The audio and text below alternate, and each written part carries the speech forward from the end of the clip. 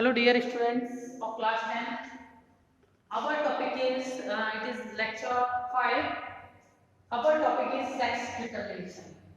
How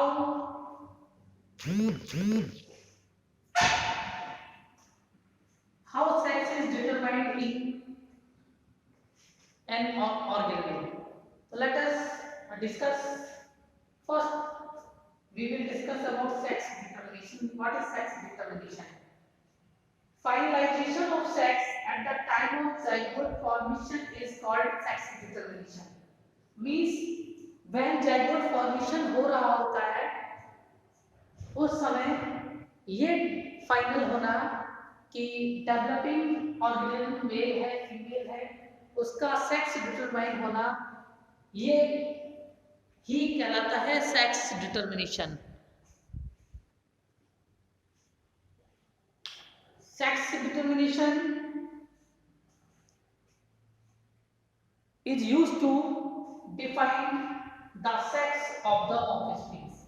Sex determination के द्वारा एक offspring का जो sex है मेल फीमेल वो डिसाइड होता है. Sex determination environment and genetic factors determine the sex of the offspring.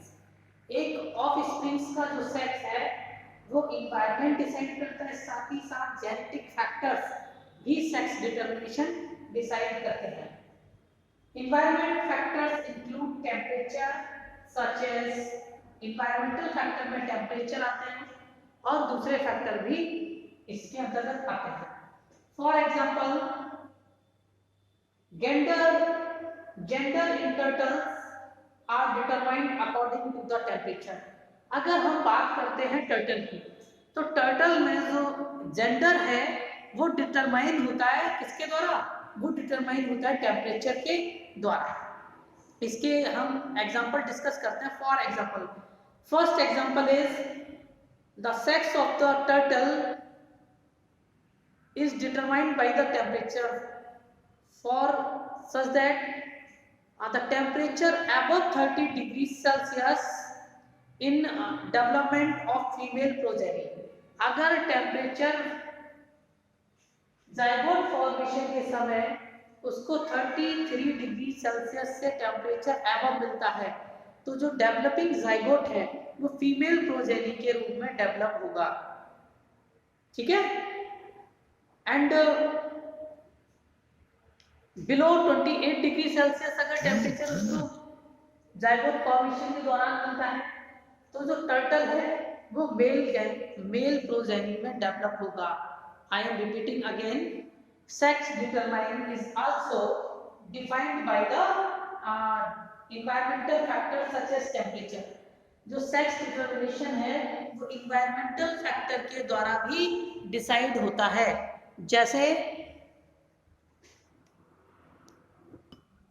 जैसे अगर हम बात करें टर्टल की तो टर्टल में अगर ज़ाइगोट फॉर्मेशन के समय टेम्परेचर 33 डिग्री सेल्सियस से अबव उसको मिलता है तो जो डेवलपिंग बेबी है प्रोजेनी है वो फीमेल होगी.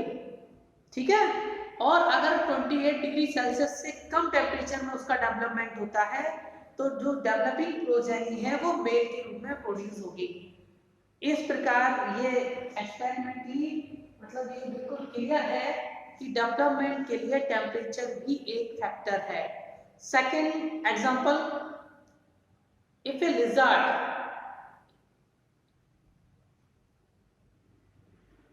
Incubation temperature result in the male progeny.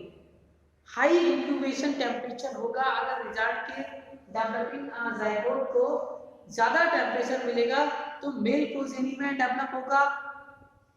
While a temperature below 28 degree Celsius अगर 28 डिग्री सेल्सियस से टेम्परेचर कम होगा तो फीमेल प्रोजेनी होगी. मींस अलग डिफरेंट ऑर्गेनिज्म में जो सेक्स है डिटरमाइन होता है वो अलग अलग टेम्परेचर पे डिफरेंट होता है. मैंने आपको बताया टर्टल में अबव 33 डिग्री सेल्सियस फीमेल का डेवलपमेंट फीमेल टर्टल प्रोड्यूस होती है और जबकि लिजर्ड में हाई टेम्परेचर पे जो है वो मेल प्रोजेनी लिजार्ड में डेवलप होता है। तो इस प्रकार ये बिल्कुल क्लियर होगा कि अलग अलग ऑर्गेनिज्म में टेम्परेचर का अलग अलग रोल होता है। इन अदर एनिमल्स जैसे snail, individuals can change sex. ये इंडिविजुअल अपना सेक्स खुद से चेंज कर सकता है, indicating that sex is not genetically determined in this case. जैसे अभी स्नेल में बताया कि स्नेल में जो सेक्स है वो जेनेटिकली डिटरमाइंड नहीं होता है। एक individual snail can change their sex, ये नोट कर लेना, अच्छे से समझ लेना। एक individual snail can change their sex because it is not genetically determined in this case. Snail के केस में ये जेनेटिकली डिटरमाइंड नहीं होता है। In plants, genetic basis of determination exists, but it is different from that of animals. Plant में जो sex determination है वो एनिमल से अलग होता है, डिफरेंट होता है। तो let us discuss sex determination in human beings. अब हम ह्यूमन बीइंग्स के बारे में बात करें।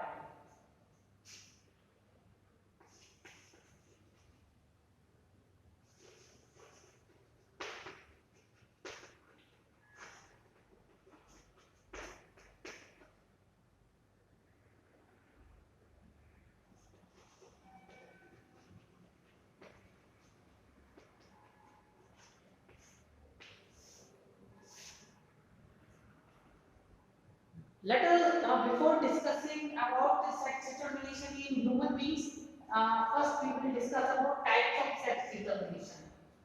There are many types of sex determination in different organisms.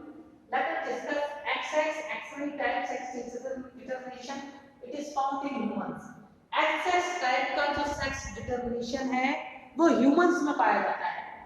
XX and exotype sex determination it is found in insects, ये insect में पाया जाता है।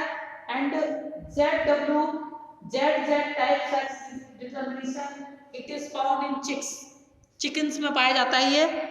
and ZO ZZ type sex determination it is found in moths and butterfly, ये moths और butterfly में पाया जाता है।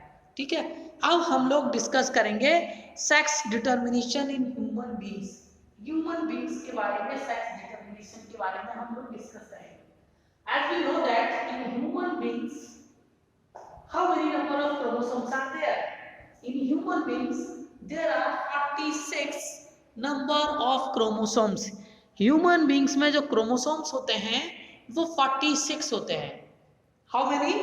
46। In these 46 chromosomes, 44 chromosomes are autosomes. इनमें से जो 44 chromosomes होते हैं ये ऑटोसोम्स होते हैं जो हमारे नॉर्मल बॉडी सेल्स का फॉर्मेशन करते हैं। Means they are somatic, they form normal body functioning, body designing को फॉर्म करने में हेल्प करते हैं। एंड XX इन जैसे फीमेल मेल में होता है XY टाइप और फीमेल में होता है XX टाइप। X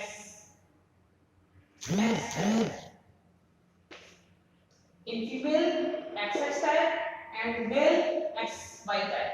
44 ये दोनों सेम होते हैं ऑटोसोम्स, नॉर्मल बॉडी सेल्स का फॉर्मेशन करते हैं, बॉडी स्ट्रक्चर का जो बनी होती है वो सोमैटिक सेल्स ऑटोसोम्स उसको निर्धारण करते हैं। और बाकी के जो XY और XX है ये सेक्स डिटर्मिनेशन में हेल्प करते हैं। तो मेल में होता है X44 plus XY type and female में होता है 44 प्लस XX टाइप। जब इनमें गैमीट फॉर्मेशन होगा तो X22 plus X and 22 plus Y इस प्रकार के गैमीट्स बनेंगे। और गैमीट्स बनने की जो प्रोसेस है इसको कहते हैं गैमेटोजेनेसिस, यानी मेल, और ये काम होता है मेल की टेस्टिस में। In males testis there are two types of sperms. Male की टेस्टिस दो प्रकार के स्पर्म प्रोड्यूस करती है, एक होता है XX टाइप स्पर्म, दूसरा XY type sperm. In female produce 22 plus X and 22 plus X type egg, means उनमें जो एग होता है वो 22 प्लस एक्स टाइप का एग होता है। सपोज दैट ये हम इसको सेट डिटरमिनेशन करेंगे। एक मेथड होता है जिसमें हम एरो लगाते हैं, तो उसमें कई बार कंफ्यूजन रहता है कि हम एरो कैसे लगाएं, कैसे एरो, उसमें क्या होता है अगर एरो हमने गड़बड़ कर लिए तो बहुत कंफ्यूजन रहते हैं। तो इसको हम इस मेथड से करेंगे। आप एक स्क्वायर बनाइए, इसको कोरेक्ट स्क्वायर कहते हैं।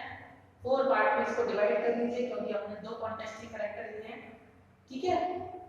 जितने कॉन्टेस्टिंग कैरेक्टर उसका अपोजिट स्क्वायर कर देते हैं। तो 22 प्लस x ये वाला स्पर्म, फीमेल में हम जानते हैं 22 प्लस मेल के लिए इधर लिखेंगे इसका और फीमेल के लिए ऊपर, ठीक है। 22 प्लस x 22 प्लस x इधर लिखेंगे, मेल के स्पर्म 22 प्लस x टाइप हो सकता है और 22 प्लस y टाइप हो सकता है। 22 plus x carrying sperm when fertilises with the egg, जब वो एग के साथ फर्टिलाइज करता है तो 44 प्लस XX जाइगोट का फॉर्मेशन होता है। जाइगोट जो स्पर्म्स गैमीट्स हैं ये हैप्लॉइड होते हैं। हैप्लॉइड क्या होते हैं? क्योंकि इसमें नंबर ऑफ क्रोमोसोम्स आप यहां पे देख रहे हैं हाफ आधे रह जाते हैं, इसीलिए इसको हैप्लॉइड बोलते हैं। जाइगोट जो होता है नंबर ऑफ सेल्स जाइगोट से डबल हो जाते हैं, इसलिए इसको डिप्लॉइड बोलते हैं, ठीक है। तो 44 प्लस XX टाइप बनेगा तब जब एग के साथ X क्रोमोसोम कैरिंग स्पर्म जो है फर्टिलाइज करेगा। तो x 44 plus x 44 plus x इस कंडीशन में बनेगा if 22 plus y carrying sperm fuses their egg then 44 plus xy type का जाइगोट फॉर्मेशन होगा और 44 प्लस xy का। तो इस कंडीशन में जो डेवलपिंग ऑफस्प्रिंग है, बेबी है, उसका जो जेंडर है वो मेल होगा। इस प्रकार ह्यूमन बीइंग्स में सेक्स डिटरमिनेशन होता है। It is very important for both as well as in other competitive exams. इसमें ये पूछते हैं कि जो नंबर ऑफ मेल है और नंबर ऑफ फीमेल है इनका कितने परसेंट चांस रहता है, हाउ मेनी परसेंट चांस? तो इक्वल चांस रहता है, 50% चांस है मेल के एंड 50% चांस है फीमेल। ये क्वेश्चन अक्सर पूछ लिया जाता है क्योंकि प्रोबेबिलिटी आपने मैथ में पढ़ी हुई है, इक्वल चांसेस है, 50% chance of male and 50% chance of female. Okay, I hope आपने इसको समझा होगा।